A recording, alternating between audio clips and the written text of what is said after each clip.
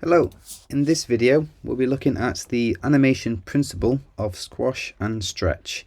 We'll be making a bouncing ball and you'll see how adding a little bit of squash and stretch can really add character to whatever it is that you're animating. So for this one, I'm going to click on New Composition. Composition name is going to be bouncing ball, and make sure that you change the frame rate to be 12 seconds, so 12 frames per second, and click OK. Now on the top we have the composition window, and underneath we have the timeline. First of all, I'm going to long press on the shape tool and just make an ellipse tool. And again, like in all Adobe pieces of software, if I hold shift I can create a perfect sphere. So you want it to be a reasonable sized ball, but not too big or else you can't really see it bouncing as well.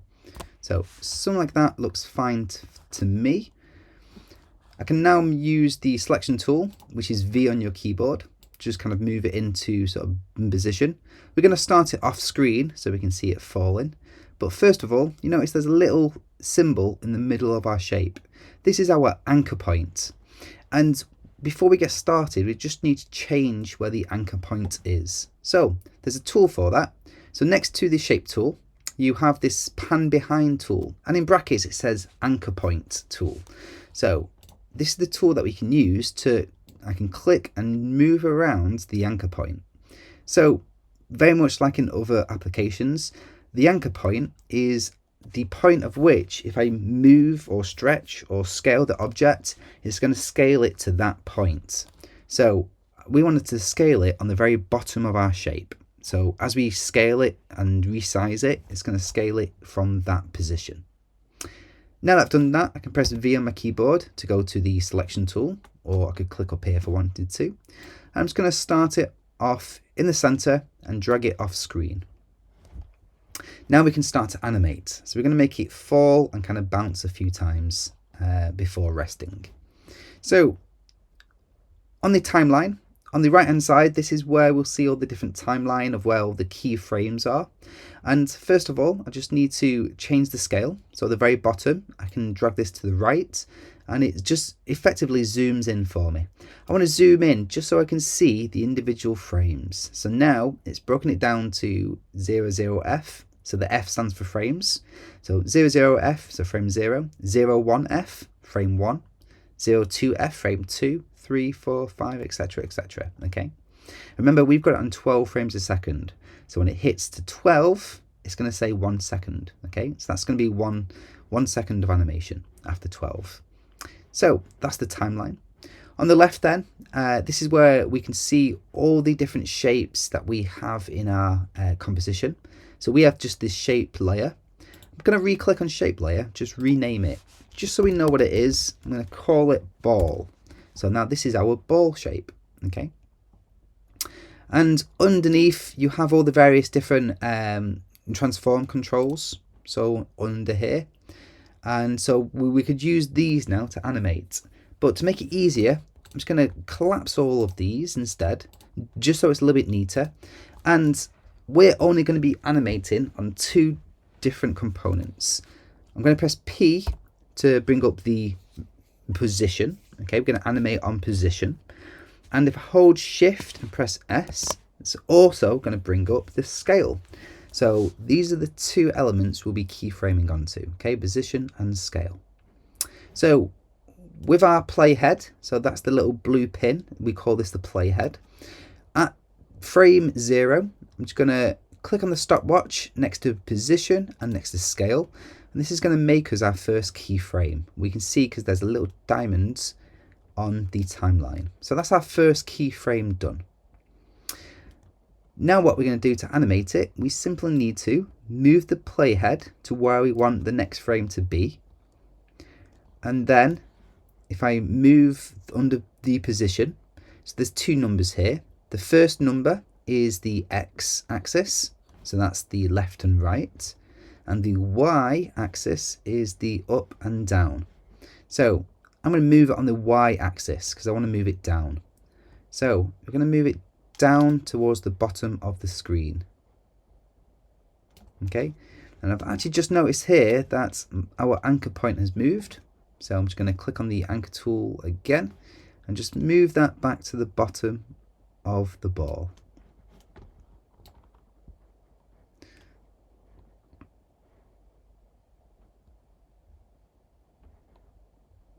Okay, so that changing the anchor point has just moved my position. So I'm just going to move that back. So 960. Fantastic. Now it's straight again. Okay, so you just want to make sure that your anchor point is on the bottom. So frame 0 to frame 4, it's going to make it now so the ball is just dropping. Let's just lift that up. So frame 0, make sure it's starting off the page, off the screen. And as it goes down towards the bottom, okay, again, make sure the anchor point, make sure it's straight. So our ball's falling okay, so that's great. Once it hits here, it's then going to bounce back up. So I'm just going to move this to frame 8. And again, only using the Y axis, I'm just going to move this back up to maybe about half of the screen. Okay, and then it's going to whoosh back down again. So let's go to 1 second and move it towards the bottom. So now it should bounce. Cool. That's looking great, and we're going to add one more bounce to it. So again, this bounce is going to be a little bit shorter, so it's not going to be halfway. But again, do it in a gap of 4 frames. And using the Y, make it roughly halfway in between the previous frame. And now let's finally bring it down to the bottom to rest. Cool. So if we play that, we have a nice bouncing ball animation. Now that we've done that, we can start using squash and stretch. First of all, just going to change this animation so it's playing on a loop. So to do that, move the playhead to the very start of the animation and press B on your keyboard. Then you can move to the very end of your animation and press N on your keyboard. And you'll see now just above your keyframes we have this grey bar, and this is where it's going to loop to. So now if I just play it, it's going to keep looping those frames that are highlighted. And if I ever want to move it, so for example, I want the ball to stay rested for a few frames, I can just click and drag the last point and it just stretches that bar off. So now it's going to bounce a few times and just stay there for a few frames. So, and it's going to loop that over. So now we have our bouncing ball. This is bouncing quite nicely, but it doesn't have that much character, and that's where squash and stretch comes in. So as a ball bounces, if you look at a slow motion video of a ball, as it's flying through the air, the ball's going to deform a little bit. It kind of compresses down and squashes down. So it doesn't fall like a complete circle. So it kind of falls, and I'm just going to sort of move now on the scale. Okay, it kind of looks like, first of all, on the scale, just click on the little symbol next to the numbers. This just links these two together. We want them to be unlinked because I don't want to scale it in uniform. Okay, so this allows us to change the X and Y independently. So as a ball's moving through the air, it's going to look a little bit like this. Okay, it's going to be squashed as it's flying through the air. Okay, so that's our sort of first sort of keyframe. So I'm just going to get rid of this one and drag that instead. So as it's flying through the air, it's going to look kind of like this sort of deformed sort of squash shape. Okay, so that's going to be our first one until it hits the floor, and now it's going to change on this frame. It's going to change from being this shape to hitting and being almost like a pancake. It flattens out. So to do that, again, we're just going to move the metrics. We're going to change it on the X and the Y of the scale. Okay, so I'm just going to move this so it's again rounded, and now I can squash it down, and let's just move that out so it look more like a pancake shape. Okay,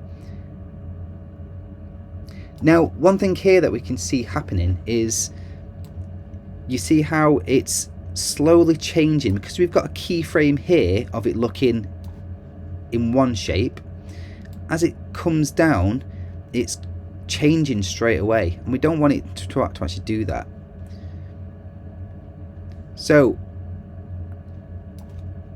let's change this one back to be that vertical sort of deformed shape. And I want to have that to this position, so I can set a manual keyframe using this little star button, or this diamond button rather. That's going to add a keyframe and those two there. And now when it hits here, now I can have it so it becomes that pancake type shape. So now it's going to be in one shape, and then as soon as it hits the ground, it's going to flatten out kind of like a pancake. Okay, and that's going to give us the start of the squash and stretch idea. Okay, now as it bounces back up again, it's going to sort of deform again, so it's going to go from this pancake kind of back to this sort of shape. Okay,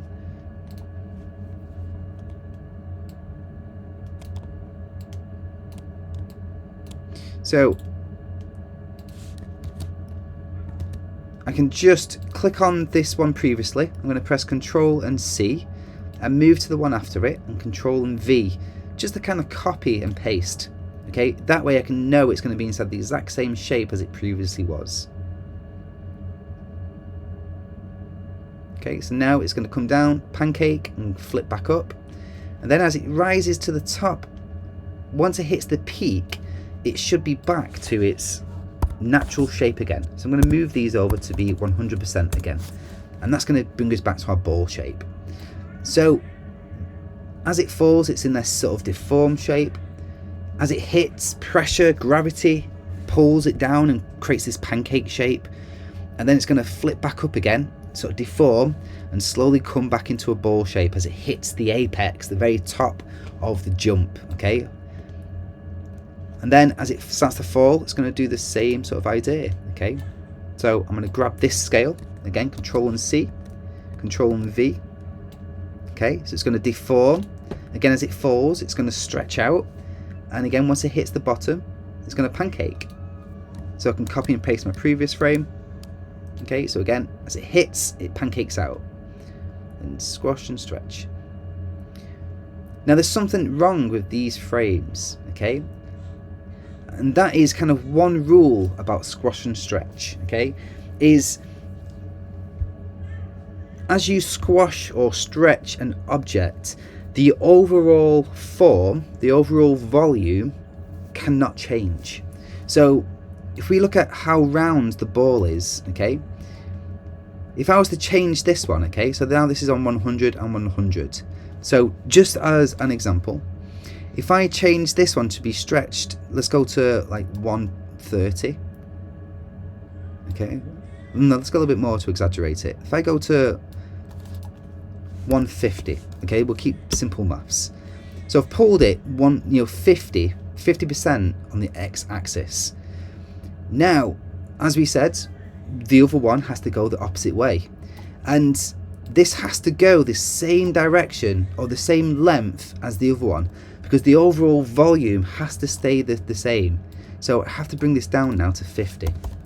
Okay, and that creates the perfect sort of size in terms of keeping the overall volume, because now, you know, if we were to use maths, 100 and 100 equals 200, 150 plus 50 equals 200. So the overall volume is staying the same. So that's why when I look at this one here, I'm saying this is wrong, because the maths don't work. Okay, I've gone in one direction, I've squashed it by 71%, but then in the opposite direction I've only squashed it down 23%. So the numbers don't work. So let's just go back and change this one back to 100 again. So that's a really important lesson in terms of squash and stretch. The overall volume has to stay the same. So I'm going to change this then to be 150 and 50. And that creates a really good size now that has the same overall volume of the object. Okay, so this one also needs to change. So we've got a 150 and 50. 50. Okay, and that's the perfect size to really create that squash and stretch. So that's working great. Again, just need to change this same, so when it reaches the apex, again it should change to 100%. Okay, just so again the ball is deforming as it's flying back up. So this one needs to change again. So 50 and 150 creates the right shape.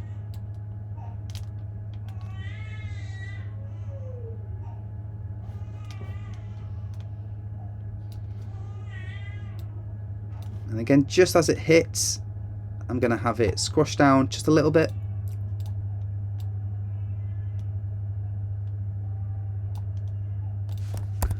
At 120. Therefore, this must be 80. And then it's going to bounce back up to 100%. So now you can see how much character and how much life this bouncing ball now has, okay? And that's exactly what squash and stretch does. And if you ever slow down a range of videos, you can kind of see this running. You know, it's why, for example, when a human runs, okay, and if you're in a car with the windscreen down, you can almost feel your skin being pushed back. Well, it's stretching because of the force about it. And that's the idea behind squash and stretch, okay? As objects are moving, a force is applied to that object. So as the ball is falling, it's being sort of deformed, okay? It's been squashed in by gravity, and the how fast and, you know, how much mass it carries is going to change how much it sort of deforms. As it hits the ground, okay, it's going to again deform because gravity, there's force pushing down on it as it hits the floor, okay? And it's that idea behind squash and stretch. But what it does for us is it creates now this real lively, bouncy character to our animation. And if we looked at the first ball that we had without the idea of scale, then it has no character, it has no life about it. As soon as you add a little bit of squash and stretch, it adds a bit of life, a bit of character, and it's going to create a much pleasing animation. So that's the first one that we're going to do today. That's using animation principle 1, squash and stretch with a bouncing ball. Okay, so give that one a try, render it out and pop it into your slides.